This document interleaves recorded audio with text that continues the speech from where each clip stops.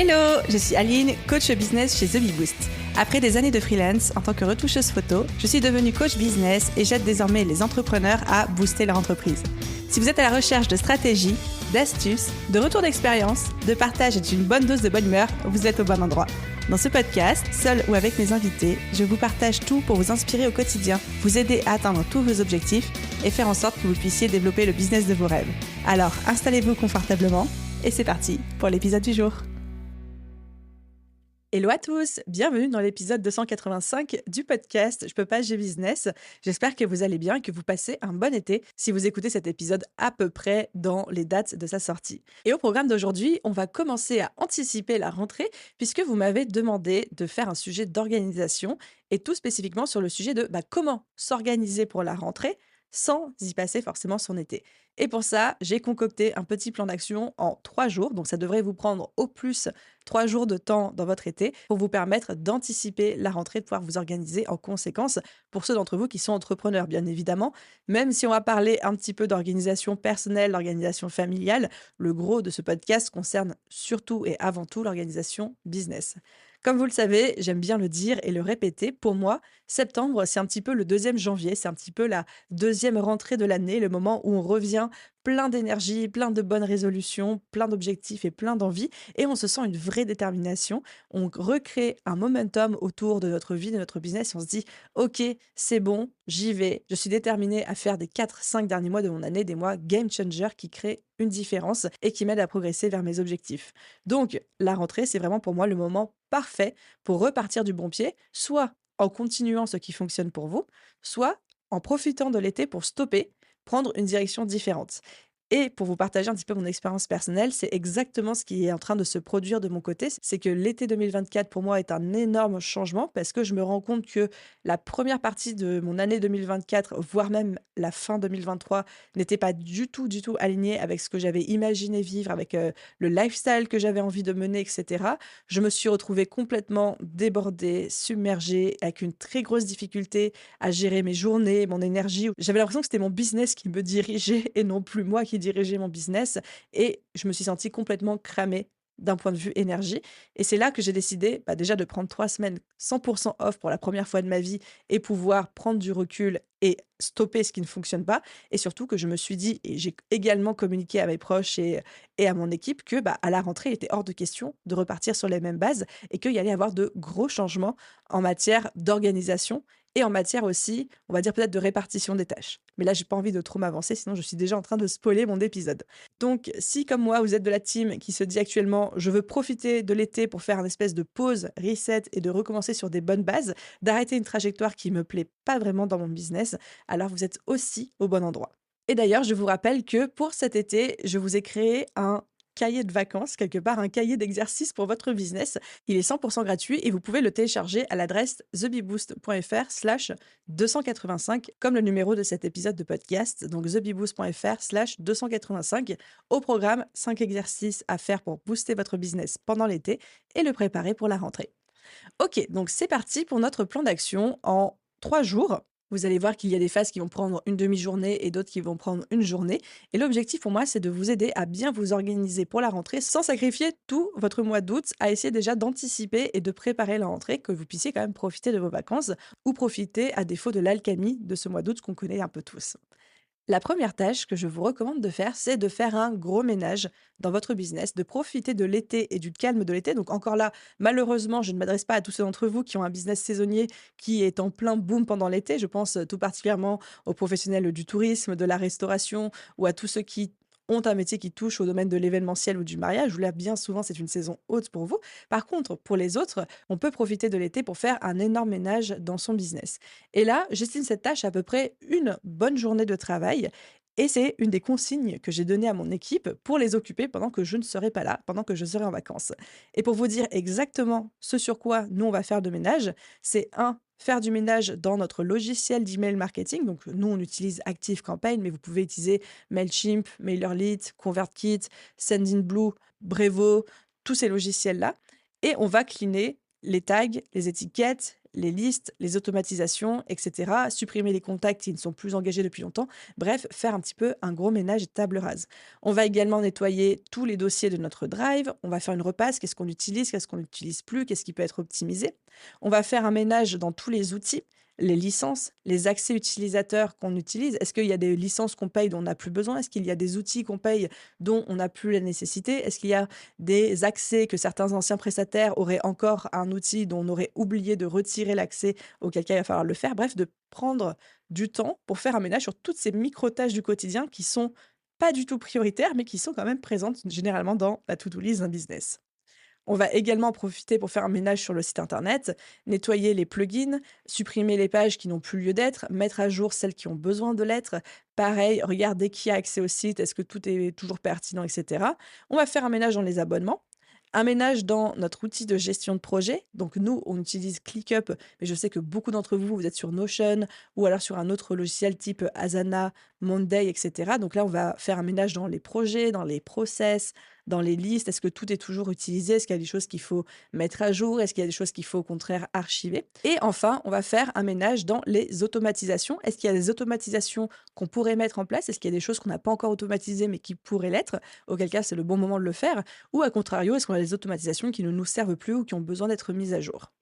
Et moi, de mon côté, je me suis également noté, mais ça c'est plus mon travail personnel, de faire le ménage dans, par exemple, tous les screenshots de mon téléphone, tous mes enregistrements sur les différents réseaux sociaux, cleaner un petit peu tout ça pour me dire, dès que je rattaque en septembre, le business est tout propre, le business est simplifié au maximum et il est à jour au maximum.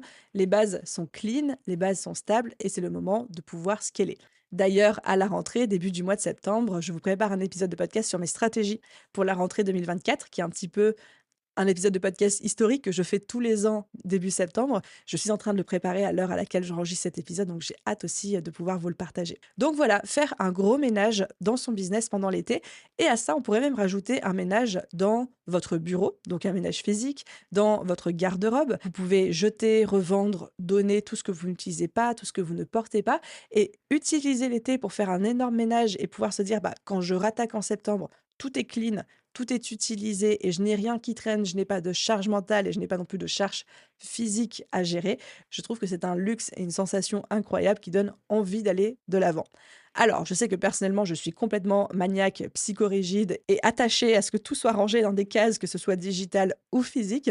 Donc peut-être que vous n'êtes pas comme moi et que vous êtes beaucoup plus à l'aise avec les choses quand elles sont un peu plus en bazar, etc. Mais pour tous ceux qui sont comme moi, vous connaissez la sensation incroyable de savoir que tout est rangé, tout est clean, que tout est à sa place et qu'il y a rien qui traîne ou rien qui est en attente. Et ça, je trouve que c'est la meilleure sensation du monde. Donc ça, c'est la première tâche et la première chose que je vous recommande de faire. Le temps estimé, c'est à peu près une journée. Allez, une journée et demie si vous avez quelque chose d'un petit peu plus volumineux ou alors beaucoup de ménage à faire dans votre business. La seconde tâche que je vous recommande, celle-ci va vous prendre une demi-journée, tout au plus. Je sais que personnellement, moi, elle ne me prendra pas plus d'une heure, mais j'avais envie de vous laisser aussi un laps de temps pour vous dire que vous avez la liberté de faire ça à côté de la piscine, sur la plage, sur une table à l'ombre avec un Diabolo grenadine à la main. Bref, de savourer aussi et de savourer le temps que vous avez la liberté de prendre pour faire cette tâche et de ne pas essayer de vous tenir dans un timing trop serré. Donc, cette seconde tâche, c'est de définir vos objectifs pour la rentrée parce que c'est beaucoup plus facile de prioriser, de dire non et de s'organiser si on sait la direction qu'on souhaite prendre. Donc, la question que je vous pose, c'est quelle est la direction que vous souhaitez prendre pour la rentrée? Et là, j'aimerais qu'on fasse un petit exercice ensemble. Je ne sais pas si vous connaissez, je pense que oui, parce que c'est relativement démocratisé aujourd'hui, la roue de la vie, et plus spécifiquement la roue des 8 domaines de vie. Alors, je sais que dans le domaine du coaching, il y a des variantes avec 12, 10, 15. L'exercice est le même. L'idée, c'est de se dire que notre vie est divisée en plusieurs piliers. Par exemple, dans la roue de vie avec les 8 piliers, qui est celle que moi j'utilise beaucoup en coaching, y compris pour moi-même, les 8 piliers sont un, la carrière et le travail, 2, le développement personnel, 3, les loisirs et les passions, 4, l'amour et la vie de couple, 5, la famille et les amis, 6, la santé et le bien-être, 7, l'environnement personnel et professionnel, et 8, l'argent et les finances. Donc encore une fois, il y a des personnes qui travaillent avec des roues qui ont plus de domaines de vie, d'autres moins. Celle-ci, je trouve que c'est la plus simple à utiliser et la plus explicite aussi. Donc l'idée est de se dire que chacun d'entre nous, on a tous ces piliers-là. Et en fait, en fonction de la manière dont on gère nos journées, dont on dirige nos vies, on va avoir plus ou moins de satisfaction dans chacun de ces piliers. Donc le premier exercice, ce serait de vous poser et de vous dire, si je devais donner une note sur 10 qui illustre mon niveau de satisfaction avec chacun de ces piliers-là, quelle note je mettrais? Donc encore une fois, 1, carrière et travail, 2, développement personnel, 3, loisirs et passion, 4, amour et vie de couple, 5, famille et amis, 6, santé et bien-être, 7, environnement pro et perso, et 8, argent et finances. Et pour chacun de ces domaines-là, quelle est ma note de satisfaction par rapport à mon expérience, par rapport à ma vie que je peux me mettre? Exemple aujourd'hui, Aline, si elle devait se mettre une note sur 10 sur carrière et travail, elle se mettrait peut-être 8,5, 9 sur 10 parce que je suis très satisfaite du pilier de vie, carrière et travail de ma vie. Ça ne veut pas dire que c'est parfait, ça ne veut pas dire que j'ai pas envie que ça bouge ou que ça s'améliore encore, mais je suis plutôt heureuse et je suis comblée dans ce domaine de vie. Par contre, si on me demande sur le côté santé et bien-être, je vous dirais peut-être 3,5, 4 sur 10 parce que je sens que le niveau actuel auquel je suis n'est pas du tout celui auquel j'aspire et j'ai vraiment envie de progresser là-dessus. Et donc, on va se noter sur chacun de nos domaines de vie. Et ensuite, on va choisir 3 domaines sur lesquels on a envie de travailler à la rentrée. Pourquoi 3 et seulement 3 alors qu'il y en a 8? Parce que c'est humainement impossible de vouloir travailler sur les 8 en même temps. Et bien souvent, c'est là où le perfectionnisme blesse, c'est parce qu'on essaye d'être parfait dans tous les domaines de vie et du coup, on se crée une charge mentale de dingue, on se décourage, on s'épuise et surtout, on essaye d'être au four et au moulin à la fois, ce qui est juste humainement impossible à tenir. C'est pour ça que bien souvent en coaching, on conseille de se concentrer sur 2 ou 3 maximum domaines de vie et d'en faire notre focus pour, par exemple, les 3 prochains mois. Évidemment qu'au cours d'une année entière, vous pouvez traiter plusieurs de vos piliers de vie. Évidemment qu'un pilier de vie, vous pouvez mettre seulement un mois à faire passer votre note de 3 à 10 en fonction de vos objectifs, ou alors certains autres domaines de vie, ça va peut-être mettre un an ou 2 ans. Tout dépend de votre situation, tout dépend de vos envies, tout dépend de vos objectifs. Mais l'idée, c'est de choisir ce sur quoi on a envie de travailler, de progresser dans les prochaines semaines ou dans les prochains mois, et de mettre notre attention et notre focus dessus. Et encore une fois, vous n'êtes pas du tout obligé de vouloir travailler sur les domaines de vie dans lesquels vous êtes mis une note, entre guillemets, en dessous de la moyenne ou en dessous des autres. Mon exemple personnel, c'est que pour la rentrée 2024, mes 3 focus vont être ma carrière et mon travail, même si la note est déjà haute, je veux continuer à travailler dessus et en faire une de mes priorités. Ma santé et mon bien-être, là ma note est basse et je veux vraiment qu'elle s'améliore. Et ensuite, ma vie de couple. La note est relativement haute aussi, aujourd'hui je dirais un 7,5 sur 10, mais j'ai envie de l'emmener encore plus loin que ça. Le but de cet exercice, le but de définir ses objectifs pour la rentrée, c'est de se dire, un, qu'est-ce que je veux faire progresser dans les prochains mois? Où est-ce que je vais mettre mon énergie, mon focus, mon temps et mes ressources? Et surtout bien comprendre que malgré ce que parfois on espère, malgré ce qu'on voudrait, c'est impossible de vouloir être parfait dans tout, tout le temps et de travailler sur tout à la fois. De la même manière qu'en business, c'est impossible de se lancer, d'être sur tous les réseaux sociaux en même temps et de vouloir des résultats rapides de partout. Non, ça n'existe pas. On conseille souvent de commencer par un réseau social et d'y mettre son temps, ses ressources, son énergie et son focus. Et bien, c'est pareil pour vos objectifs. Donc, question pour vous, mes chers amis, quels sont vos 2 ou 3 piliers de vie slash domaines de vie sur lesquels vous allez vous concentrer pour cette rentrée 2024? Donc ça, c'était notre seconde étape et je l'estime à peu près une demi-journée de travail. Mais encore une fois, peut-être que certains d'entre vous, rien qu'en écoutant cet épisode de podcast, c'est déjà déterminé dans votre tête. Félicitations, vous venez de gagner un petit peu de temps. Ensuite, on arrive à notre troisième étape, que là, j'estime également à une demi-journée de travail. L'idée ici, ça va être d'anticiper votre organisation personnelle avant la rentrée et de l'imaginer, de la mettre en place et d'en dessiner les contours avant que la rentrée commence. Ce n'est pas à la rentrée qu'on se dit alors comment je vais m'organiser, c'est en amont pour que dès le jour de la rentrée, vous soyez littéralement au taquet. Donc, la première étape qu'on va mettre en place pour anticiper cette organisation personnelle, qui est exactement le process que moi je suis très régulièrement quand je veux refaire un point sur mon organisation, c'est que je me dis: «OK, qu'est-ce qui est important pour moi en ce moment? C'est quoi mes besoins?» Donc je vais repartir déjà de la roue des domaines de vie et des domaines que j'ai identifiés sur lesquels j'ai envie de progresser, parce que si je veux progresser dessus, sous-entendu, je vais devoir y consacrer du temps, de l'énergie, du focus, des ressources, que ce soit des ressources de temps, de présence, d'attention ou même parfois des ressources financières. Donc qu'est-ce qui est important pour moi en ce moment? Là, je sais que ce qui est important pour Aline à la rentrée 2024, c'est carrière et travail. Donc, il faut que je fasse du temps pour continuer à développer mes business. C'est la santé et le bien-être. Donc, il faut que je prenne du temps et que je fasse du temps pour moi, pour ma santé, pour mon bien-être, mais aussi que je crée des routines et un environnement de travail qui soient au service de ça. Ça peut passer, par exemple, par le fait d'avoir un environnement de travail qui génère moins de stress. Et ensuite, mon troisième pilier, c'est amour et vie de couple. Et donc là, ça va passer par faire du temps pour ça et me dire quels sont les objectifs, quelles sont, entre guillemets, les actions que je peux mettre en place, de quelle manière je peux anticiper mon organisation pour intentionnellement travailler sur ma vie de couple. Donc, me connaissant bien moi-même, connaissant mon fonctionnement et ayant en tête ses besoins et ce qui est important pour moi pour cette rentrée, j'analyse plusieurs choses. J'analyse qu'il faut que dans ma semaine, j'ai des moments de deep work et de création, c'est-à-dire des moments où je suis dans mon flow, où je suis concentrée sur ce que je fais, où je n'ai aucune notification, aucune distraction, qu'elle soit digitale ou physique, et que je sois vraiment dans un environnement qui me permet d'être créative et surtout d'être productive. Donc là, je sais que personnellement, ce seront des moments qui seront plutôt des matins, parce que mon chronotype, mon style de productivité, c'est d'être plutôt très productive et créative le matin, mais l'après-midi, c'est plus compliqué.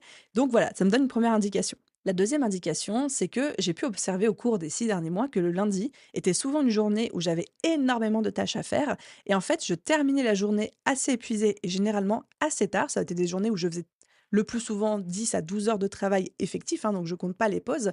Et en fait, ça avait tendance à me cramer pour le reste de la semaine très vite. Et à un ou deux moments, j'ai réussi à tester ce que j'appelle le lundi chill, c'est-à-dire un lundi plus calme où je travaille un peu moins. Peut-être que ma journée de travail ne fait que 5 ou 6 heures effectives et où je fais des tâches qui sont moins énergivores. Et j'ai pu remarquer que ça sauvait littéralement tout le reste de ma semaine. Donc je me suis dit, OK, ça ne veut pas dire que ce sera le cas toute ma vie, mais en ce moment, j'ai besoin d'un lundi plus calme pour réentamer la semaine plus sereinement et pouvoir avoir une énergie qui dure de manière assez stable sur le reste de la semaine et pas tout cramer dans les 24 ou 48 premières heures de ma semaine. Donc, besoin numéro un, les moments de deep work et de création plutôt le matin. Besoin numéro 2, d'avoir des lundis plus calmes pour pouvoir tirer sur mon énergie tout au long de la semaine. Et ensuite, troisième besoin, et là c'est plutôt par rapport à mon objectif de travailler sur mon bien-être, sur ma santé et sur moi, c'est de prévoir des moments pour moi. Donc ça, c'est mes 3 besoins et observations que j'ai pu mettre sur le papier. À partir de là, on va essayer de se créer une semaine type. Une semaine type, c'est une semaine où on se dit grosso modo, ben, le lundi, c'est ça, le mardi matin, c'est ça, le mercredi matin, c'est ça, le mercredi après-midi, c'est ça, le jeudi après-midi, c'est ça, et qu'on va se fixer presque des thématiques par demi-journée. Alors là encore, certains adorent ce fonctionnement. Moi, je l'ai adopté depuis maintenant bientôt 2 ans et demi et je ne jure que par ça. D'autres, en fonction de votre business ou même de vos goûts personnels, je sais que ça vous plaît moins. Par contre, si vous n'avez jamais testé, je vous encourage vraiment à accorder à cette stratégie le bénéfice du doute et à le tester sur un mois parce que je trouve que vraiment ça révolutionne une vie. Le fait d'avoir une semaine type et de intentionnellement se dire bah par demi-journée ou par journée entière, je fixe une thématique ou un type de tâche. Par exemple, pour vous, ça pourrait être le mardi, le mercredi, je travaille avec mes clients. Le jeudi matin, c'est la création de contenu. Le jeudi après-midi, c'est tout ce qui est administratif, etc. Le vendredi, c'est retravail sur les clients. Et le lundi, c'est, formation, administratif, je dis n'importe quoi, mais de vous fixer en gros une intention comme ça. Encore une fois, c'est une stratégie qui a révolutionné mon organisation personnelle. Et donc, on va se créer une semaine type dans laquelle on va caler en priorité tout ce qui a trait aux besoins et aux envies du moment et à nos objectifs. Donc, j'ai créé une semaine type, par exemple, dans le cadre de la mienne, de Aline Bartoli, une où il y a du temps pour mon business, une où il y a du temps pour moi, une qui tient compte de cette volonté d'avoir un lundi plus chill, plus calme, et qui fait la part belle aux matinées dédiées à la concentration, à la création et à la productivité, et aux après-midi un petit peu plus peut-être dédiées aux calls, aux interactions avec mes équipes, etc., etc. Et pour vous donner un exemple très concret de la semaine type que je vais tester à partir de la rentrée 2024, alors gardez en tête que dans cette organisation, aujourd'hui, j'ai 2 entreprises à gérer, c'est-à-dire 2 business différents, 2 types d'équipes, donc ça va expliquer pas mal de mes choix et pas mal de mes fonctionnements. Donc le lundi, qui est ma journée de chill, c'est le lundi où je cale tous mes calls. Alors, je vous vois déjà rigoler ou alors lever les yeux au plafond en disant: «Attends, je comprends pas, elle dit journée chill et après c'est une journée avec que des calls». En fait, chaque semaine, j'ai des calls récurrents, que ce soit côté The Bee Boost ou côté Postadem. Avec The Bee Boost, chaque semaine, j'ai un call avec toute l'équipe pour, démarrer la semaine, faire le point sur les projets et donner la ligne de conduite pour tout le monde, et un second call qui, à la base, était le vendredi, avec mon bras droit sur lequel on fait un call d'une demi-heure purement stratégique, gestion de projet opérationnel, où on se dit: «OK, est-ce que tout avance dans la bonne direction?» Donc un call d'équipe avec tout le monde pour voir si tout le monde est OK sur ces tâches de la semaine et si tout le monde est au courant de ce qui se passe dans le business, et un call plus stratégique avec mon bras droit. Et ben, du coup, le lundi matin, ce sera ça pour The Bee Boost. J'enchaînerai le call avec mon équipe et le call avec mon bras droit, et ensuite le lundi après-midi, ce sera la même chose côté Postadem. Je vais enchaîner le call équipe à 14 heures et dans la foulée, le call avec mon bras droit côté Postadem. Ce qui fait qu'au final, j'aurai 4 calls chaque lundi, mais qu'en soi, c'est 3 heures de call dans la journée et que le reste de la journée, Volontairement, je ne planifierai rien pour pouvoir soit avoir la bande passante de traiter les tâches urgentes qui auraient découlé de ces calls-là, soit de pouvoir avoir une journée beaucoup plus calme ou alors qui se termine un peu plus tôt. Donc ça, c'est mon intention pour le lundi. Ensuite, du mardi au jeudi inclus, donc mardi, mercredi, jeudi, le matin, je vais bloquer toutes mes matinées en mode création de contenu, deep work, productivité, concentration. C'est des moments où les équipes et mon plus un et ma famille, mes proches auront interdiction de me déranger. C'est à ces moments où mon téléphone, je le mets en mode avion, en mode ne pas déranger et où j'ai zéro notification parce que je sais que c'est ces périodes qui sont les plus précieuses dans ma semaine. C'est sur cette période-là que j'ai le temps, l'énergie, la bande passante et surtout l'envie, la créativité, la productivité de créer soit du contenu, soit de nouvelles offres, de nouvelles formations, de nouveaux coachings, de réfléchir stratégiquement à la suite du business, etc. Et ensuite, les après-midi, mardi, mercredi, jeudi après-midi, c'est les moments où je vais caler mes calls, mes interviews, mes podcasts, l'opérationnel, la disponibilité pour l'équipe, pour répondre aux messages, pour gérer les petites tâches que je dois faire, etc. Et ensuite, il nous reste le vendredi. Le vendredi est une journée de travail dédiée à travailler sur mon business. Donc, c'est-à-dire, c'est la journée où je vais me former, faire l'analyse stratégique, l'analyse financière, prendre du recul sur le business, voir comment s'est passée la semaine, faire une rétrospective et décider de la suite et de la marche à suivre. Et enfin, dernière micro-tâche, tous les dimanches, je me réserve un moment pour préparer à l'avance ma semaine en respectant un petit peu ce planning type. Voilà un petit peu pour la semaine type que j'ai mise en place et que je vais lancer à partir de la rentrée 2024. Donc je ne manquerai pas, évidemment avec grand plaisir, de vous tenir au courant de est-ce que ça fonctionne pas, comment je me sens avec ça, etc. Il faut savoir que c'est une semaine type et que c'est intentionnel. Évidemment, on le sait bien qu'il y a des imprévus, qu'il y a des urgences et je ne m'attends pas à ce que chacune de mes semaines ressemble 100% à ça. Mais l'idée pour moi, c'est quand même de fixer des intentions et de dire voilà, dans un monde idéal, comment ça se passerait pour essayer d'en dévier le moins possible plutôt que d'avoir un emploi du temps qui se remplit un petit peu à tire-larigot et que j'ai l'impression de subir, et voire même d'expérimenter un business où, comme je le disais en introduction de cet épisode de podcast, c'est le business qui me dirige et non plus moi qui dirige le business, ce qui est une sensation très désagréable et très frustrante que j'ai expérimentée sur les 8 premiers mois de l'année 2024. Donc voilà un peu pour cette semaine type et cette intention. Et je vous encourage évidemment à faire la même chose de votre côté. Et ensuite, dernière étape dans le fait de mettre en place cette semaine type, c'est que évidemment, on va la communiquer.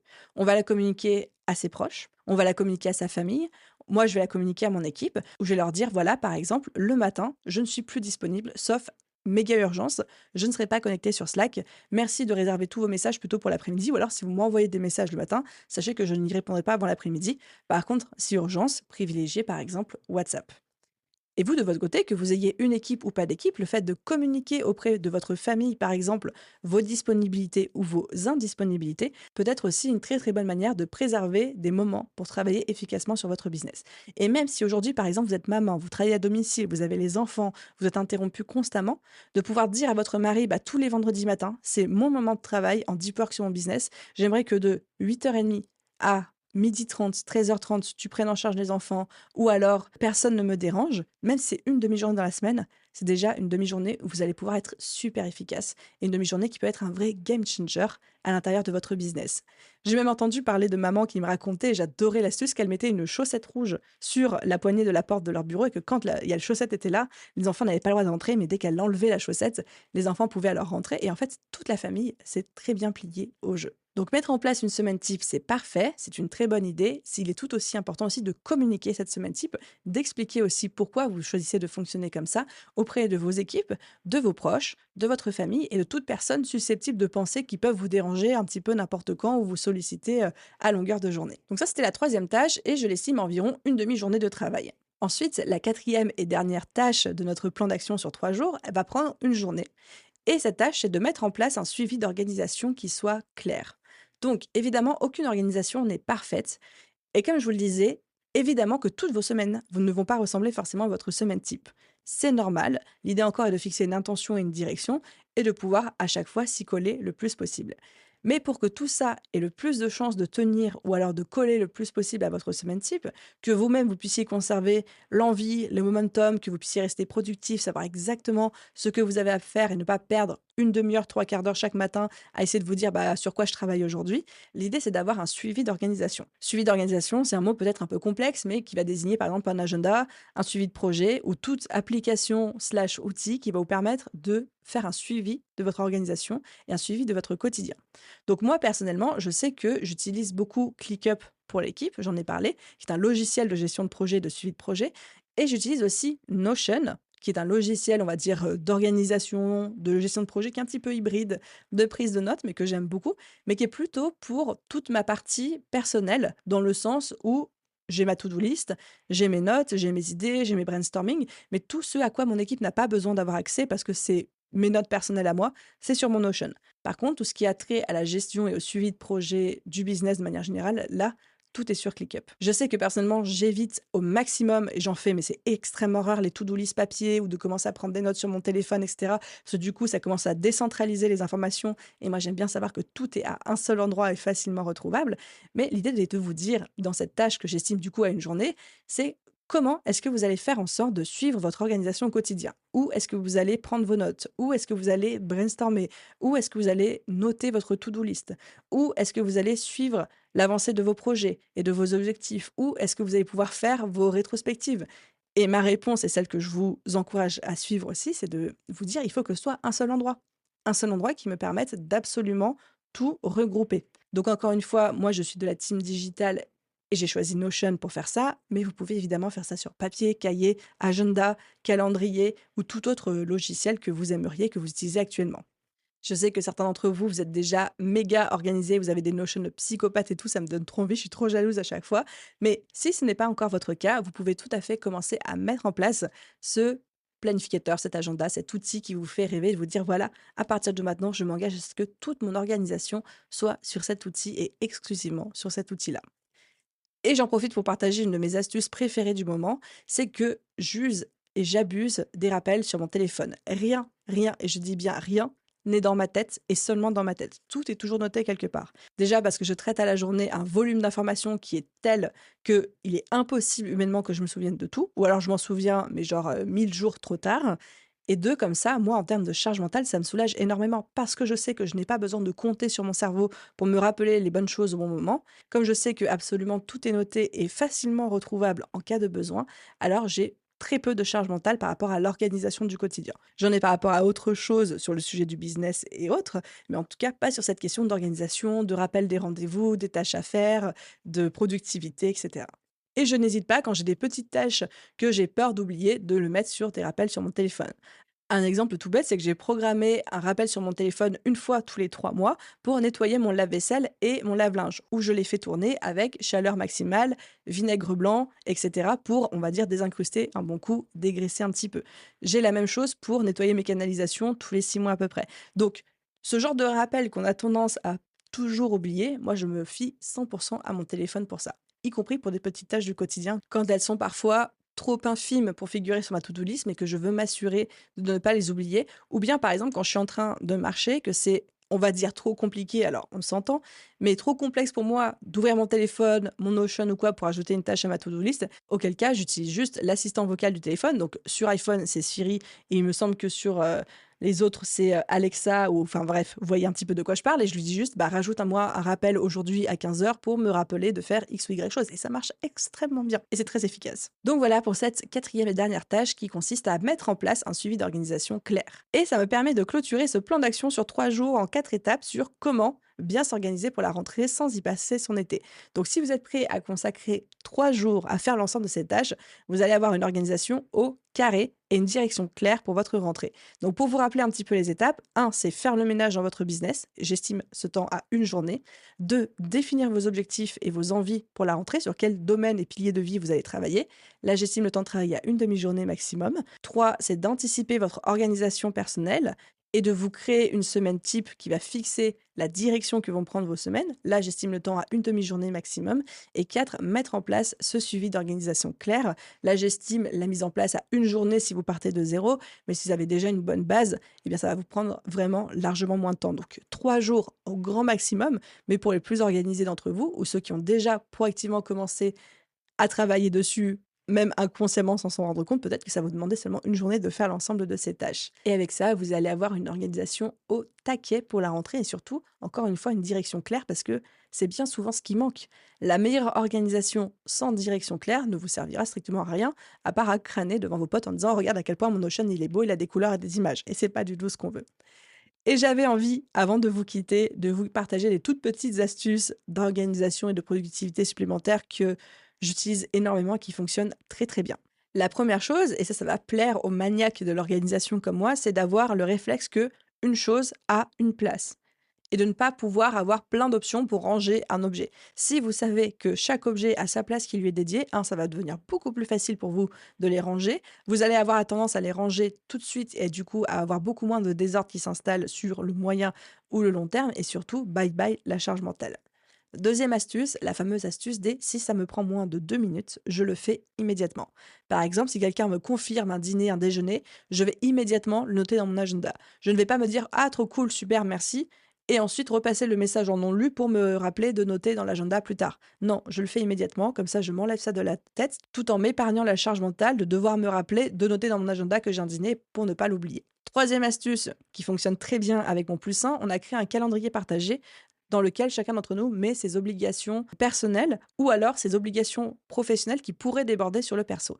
Par exemple, si à un moment je travaille un week-end, je vais bloquer un temps où je vais mettre Aline travail sur le samedi ou le dimanche. Ou alors quand j'ai des soirées avec des amis, je vais bloquer en disant bah voilà, tel créneau, Aline est en soirée avec telle personne ou tel ami. Et comme ça, que ce soit de son côté ou du mien, on sait toujours s'il y a des choses dont il faut qu'on tienne compte dans notre organisation de la semaine et que même si parfois, et ça je sais que ça a parlé à beaucoup d'entre vous, quand on communique à notre chère et tendre moitié, oui, demain soir je ne suis pas dispo parce que j'ai X ou Y chose et que le lendemain à 18 h, notre chère et tendre moitié, encore une fois, fait comme si il ou elle n'avait jamais entendu cette information de sa vie, là on se dit, bon, OK. Donc le fait d'avoir tout noté et d'avoir un calendrier partagé aide aussi à anticiper et à l'autre à mieux se repérer, à mieux retenir les informations.